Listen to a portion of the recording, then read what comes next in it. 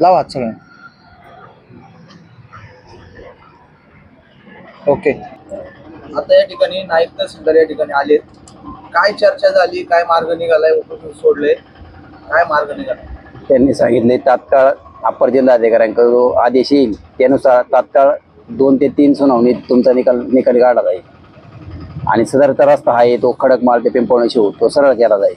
आता उपोषण थांबवले का स्थगित केलेले. स्थगित केले. आता त्यांच्याकडून जे आश्वासन आले त्याला समाधानी सध्या तरी समाधानी. तर आता गेले 2 दिवसापासून उपोषण करताय. 2 दिवसापासून उपोषण करतात. आता ते उपोषणकर्त्यांची जी मागणी होती त्या मागणीकडे कसं बघताय? त्यांची मागणी म्हणजे त्यांची जी जमीन होती ह्या गावातली म्हणजे त्यांच्या वडिलांकडून फसवणूक करून खरेदी घेतली अशी त्यांची तक्रार आहे आणि त्या संदर्भात ते या ठिकाणी उपोषणाला बसलेत. तर जो खरेदी 2007 मध्ये जमीन त्यांच्याकडून खरेदी घेतलेली व्यक्तीने त्यानुसार त्याची फेरफार नोंद देखील झाली.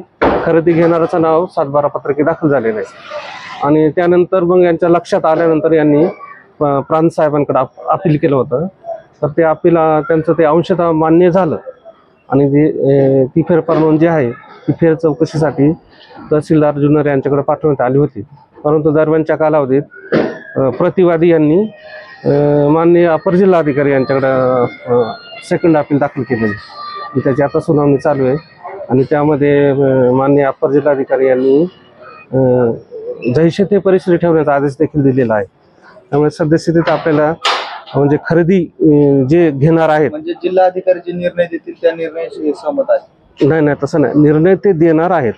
तर तो निर्णय काय होईल त्यानुसार पुढील कारवाई आम्ही जर अपर जिल्हाधिकारी साहेबांनी ते प्रकरण खाली फेर चौकशीसाठी आमच्याकडे पाठवलं तर आम्ही 2 ते 3 सुनावण्या घेऊन लवकरात लवकर यांची फेर चौकशी करून योग्य तो निर्णय आम्ही लवकरात लवकर घेऊ असं यांना आश्वासन आम्ही दिलेले पूर्णपणे आणि ते त्यानुसार ते तयार झालेले आणि ते उपोषण मागे घेतो म्हणून स्थगित करतो असं त्यांनी शब्द दिलेला आहे. रोड जो चालला होता तर रोडची देखील आम्ही समक्ष जाऊन पाहणी केलेली आहे.